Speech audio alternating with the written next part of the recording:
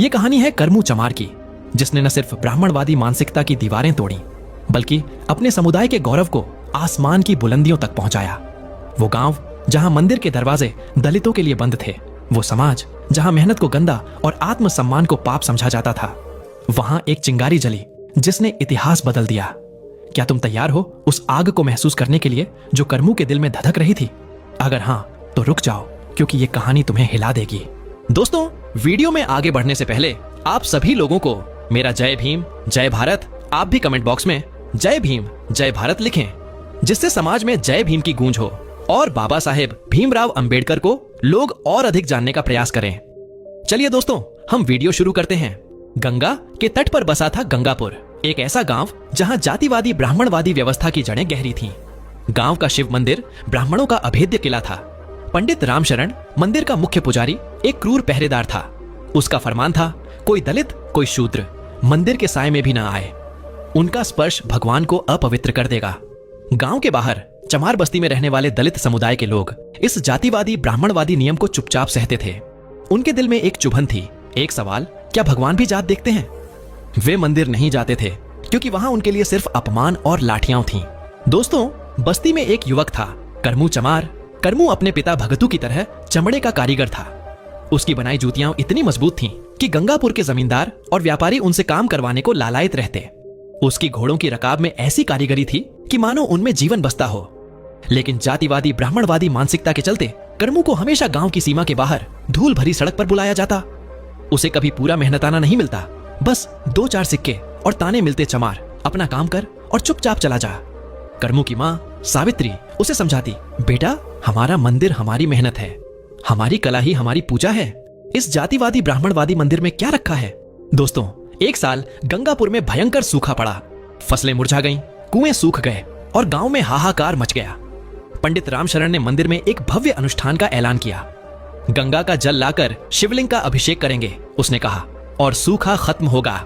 लेकिन उसकी शर्त थी कि जल सिर्फ पवित्र हाथों से लाया जाएगा, यानी सिर्फ ब्राह्मणों के हाथों से। यह सुनकर गांव के लोग डर और श्रद्धा में झुक गए, लेकिन करमू का खून खौल उठा। उसे यह जातिवादी ब्राह्मणवादी नियम एक और अपमान लगा। करमू ने बस्ती में सभा बुलाई। उसकी आवाज में आग थी। वे कहते हैं, हम दलित हैं, हमारा स्पर्श अपवित्र है, लेकिन जब उनके घोड़ों की रकाब बनानी हो तब हमारी कारीगरी पवित्र हो जाती है। गंगा मां सबकी हैं, अगर उनका जल हमारे लिए नहीं तो ये अनुष्ठान किसके लिए? बस्ती के लोग डर रहे थे। कुछ बोले, करमू, ये जातिवादी ब्राह्मणवादी व्यवस्था सदियों पुरानी है, इसके खिलाफ जाना हमें मिटा देगा। लेकिन करमू की आंखों में एक ठान थी। उसने कहा, अगर हमें उनके मंदिर में जगह नहीं तो हम अपना मंदिर बनाएंगे, हमारी पूजा कोई नहीं रोक सकता। दोस्तों, करमू ने एक साहसी योजना बनाई। उसने गंगा के किनारे बस्ती के पास एक अनुष्ठान करने का फैसला किया। बस्ती के दलित समुदाय के लोग मिलकर गंगा से जल लाएंगे और अपनी जमीन पर एक भगवान बनाकर उसका अभिषेक करेंगे।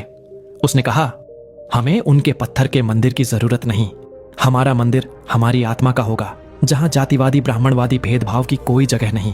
रात के सन्नाटे में जब गांव सो रहा था, करमू और बस्ती के लोग गंगा किनारे गए। उन्होंने मिट्टी और पत्थरों से एक भगवान बनाया।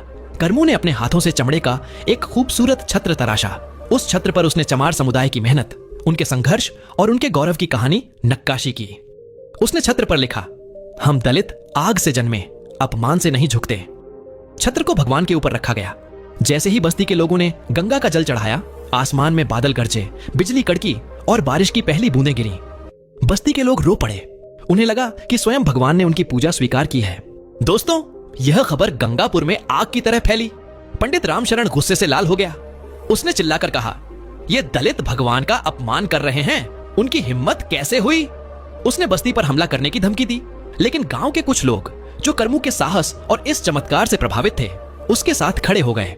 एक बुजुर्ग व्यापारी जो जातिवादी ब्राह्मणवादी नियमों से तंग आ चुका था, ने रामशरण से पूछा, पंडित जी, अगर बारिश इन दलितों की पूजा से आई तो आपके मंदिर का अनुष्ठान क्यों ना काम रहा? क्या भगवान सिर्फ आपकी बात सुनते हैं?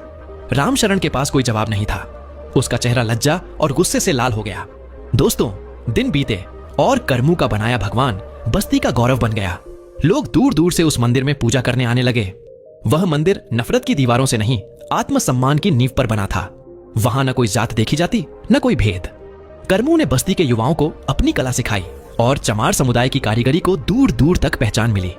गंगापुर जो कभी जातिवादी ब्राह्मणवादी अत्याचार का गढ़ था, अब समानता की मिसाल बन गया। दोस्तों, कर्मू की कहानी सुनकर लोगों के रोंगटे खड़े हो जाते थे। वह सिर्फ एक दलित युवक नहीं था, वह उस आग का नाम था जिसने जातिवादी ब्राह्मणवादी मानसिकता को चुनौती दी और चमार समुदाय के गौरव को एक नया आसमान दिया। उसका बनाया मंदिर आज भी गंगा किनारे खड़ा है और हर बारिश की बूंद उसकी जीत की गवाही देती है। यह कहानी दलित समुदाय के ऐतिहासिक संघर्ष, चमार समुदाय की कारीगरी और जातिवादी ब्राह्मणवादी मानसिकता के खिलाफ उनके साहस को दर्शाती है। अगर यह सच्ची कहानी आपके दिल को छू गई है तो इस संदेश को जन जन तक पहुंचाइए। चैनल को सब्सक्राइब करें, वीडियो को लाइक और शेयर करें। हम फिर मिलेंगे एक और प्रेरणादायक कहानी के साथ। जय भीम, जय संविधान, नमो बुद्धाय, जय भारत।